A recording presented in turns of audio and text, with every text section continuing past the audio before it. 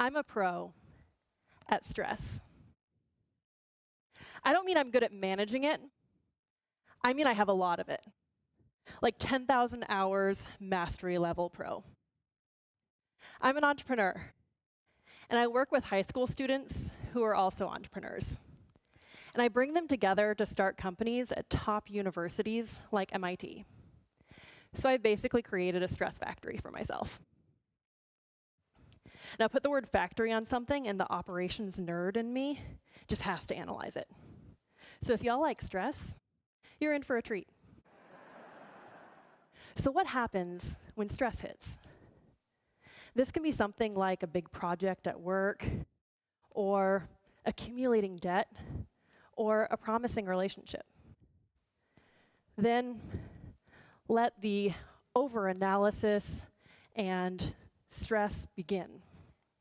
So for me, this can be something as simple as using the wrong words in a meeting. Oh my gosh, did that come across wrong? Should I correct myself, or would that just make it worse? Oh my gosh, somebody just said something that makes me think that they misunderstood that. Should I correct them, or would that be rude? Oh my gosh, that was so stupid. I wonder if anybody else noticed. Ooh, somebody just gave me that look. This is just like that last time that I did this and we ended up losing that big client. Ugh, I keep doing this. And you know what? I'm just never going to speak up in a meeting again. Does anybody else do this, or is it just me? Stress hits, and then the fear response takes over. And it ends up being this rational part of our brain closes down, and these cognitive biases happen. So we try to internally reconcile these, and if we find any proof that that fear is valid, then we start to look externally for whether or not that analysis was right at all. And even though we're fearing any kind of judgment or rejection, we're really just looking for proof that what we already decided was right. It's kind of like when you go to buy a new car and then you start seeing that car on the road everywhere. So then we start taking this external proof and building this whole story that it's about our character and that the future is just gone. And it paralyzes us from any action. So this was helpful in the past when we needed to stay away from dangers like predators. But now we're using it to keep ourselves from any kind of action. So you're probably wondering why somebody who has a background in entrepreneurship is talking so much about stress and fear. Well, people ask me a lot, what is the key difference of successful people? What is it that allows successful entrepreneurs to be able to be so successful? What is it that allows the students that are so amazing to get into my program? What is it about the students that do so well in the classes that I have at MIT to be able to succeed? The answer to the ultimate question is 42. I'm just kidding. That's a different question. The key to success that I've been able to see is courage. It's as simple and complicated as that. Courage is strength in the face of fear. It's its ability to take action, persevere, and stand strong. Imagine what you'd be able to do with just a little bit less fear. So this brings me to what I want to talk about today. Entrepreneurs have this amazing capacity. They've learned to be able to take on fear. Entrepreneurs have been able to innovate and create jobs. There are modern-day superheroes in society, and they happen to be my specialty, which is very convenient. So let's talk about how entrepreneurs have been able to take on fear. They have this different way of being able to view stress. They take action, and they look at things a bit differently. They see problems as opportunities. So let's start by looking at our relationship with stress. I think a lot of people have a little bit of a complicated relationship with stress. But I think part of that is because of the way we define stress. We basically define it as anything we want to avoid. And I'd like to challenge that. I came across a definition recently of stress that I really love. Stress is what arises when something you care about is at stake. So this is from a recent book by Kelly McGonigal called The Upside of Stress.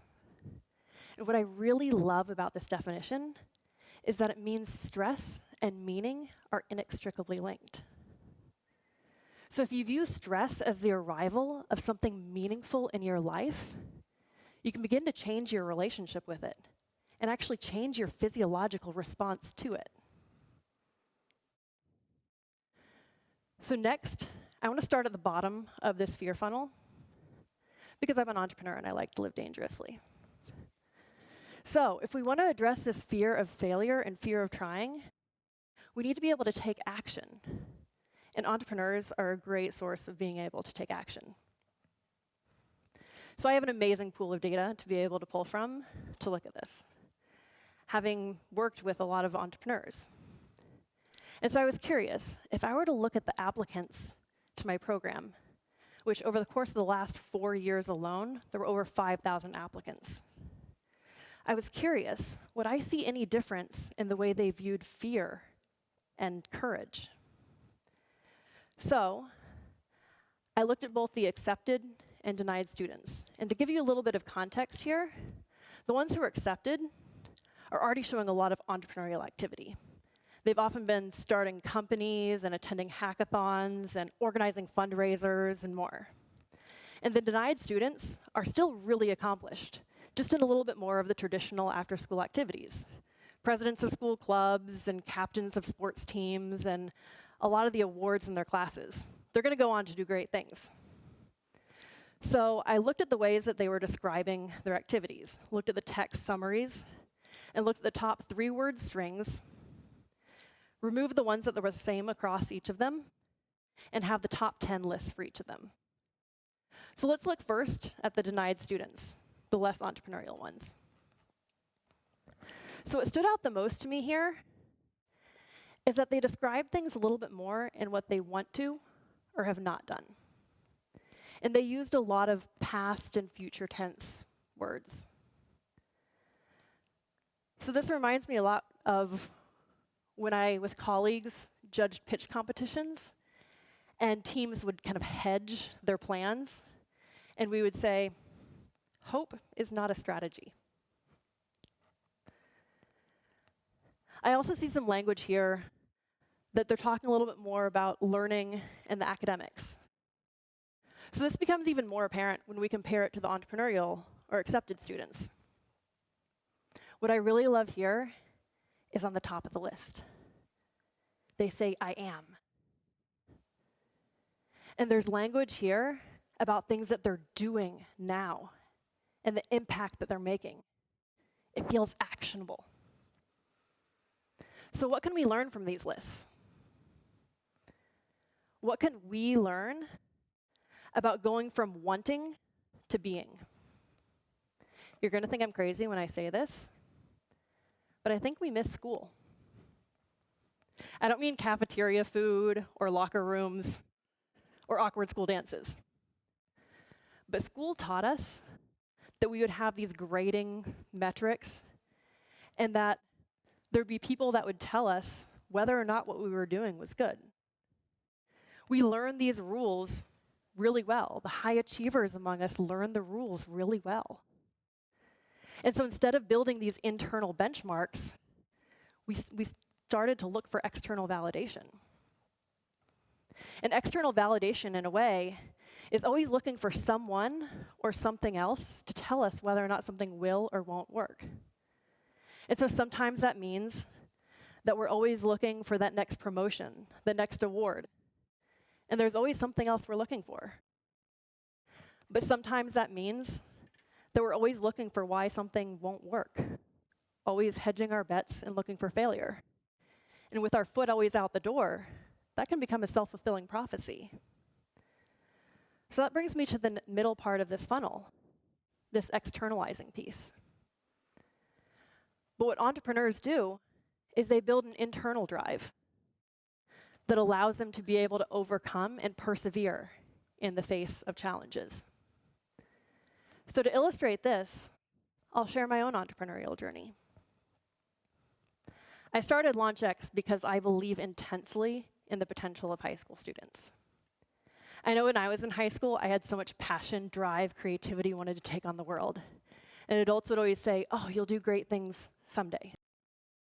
But then when I got to my first job out of school, I remember being asked to take initiative on projects, creatively problem solve, and make the decisions without the perfect information of homework, and I wasn't prepared.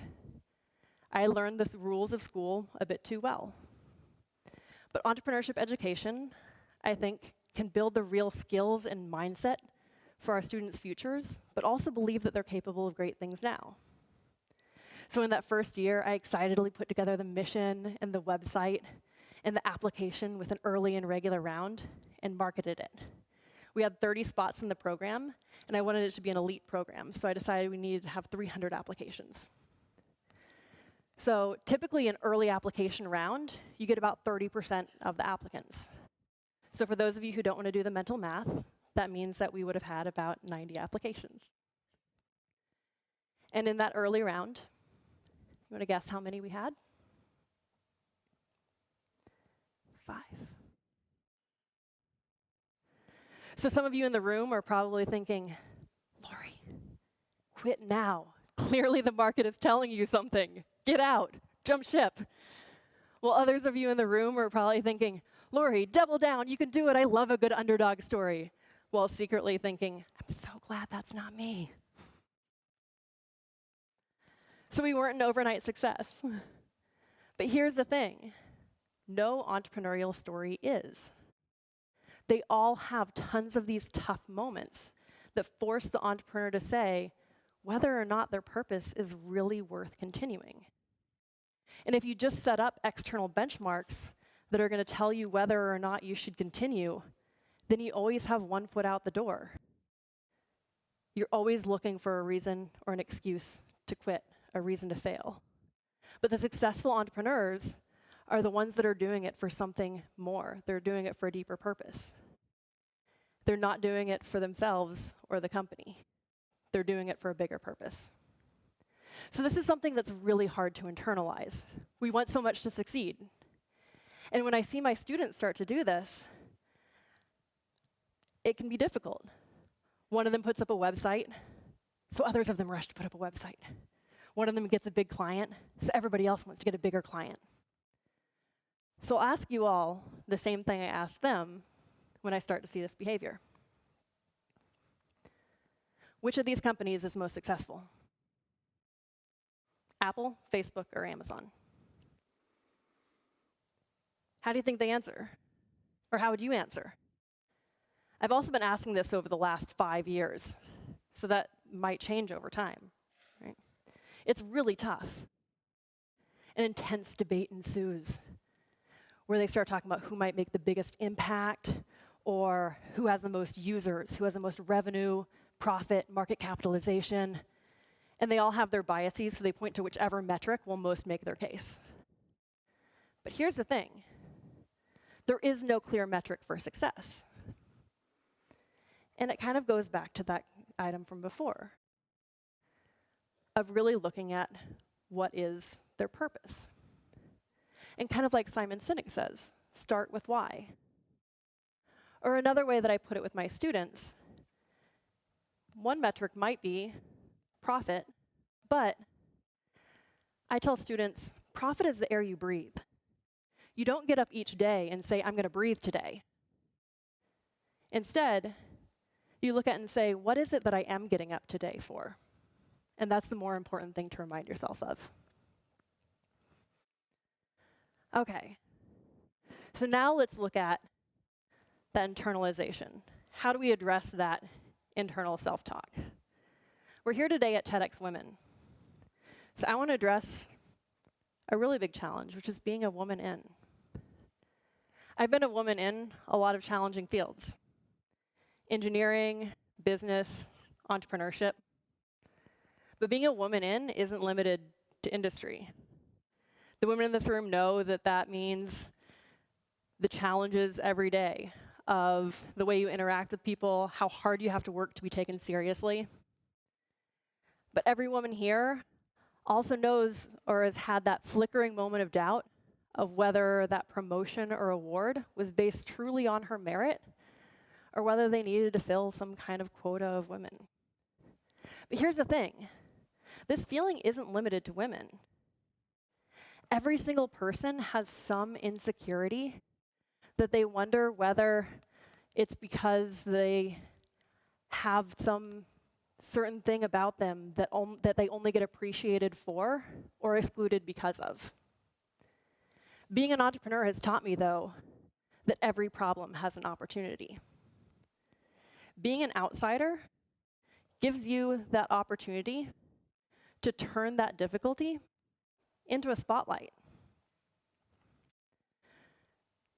So those challenges can be an opportunity. I even occasionally, in those moments, try to imagine a little spotlight, which is kind of funny because right now I actually am in a spotlight. So that might not work for everybody. So here's another way I try to think about it, a trick that might work for some of you all. I ask myself, what would courageous Laurie do? And you know what? Courageous Laurie, next time in that meeting, will still speak up. She won't overthink it when she says the slightly wrong thing. She'll clarify things if she needs to. And you know what? That hardworking badass also deserves those promotions and awards, as do all of you. So if there's something I want you to take away from today,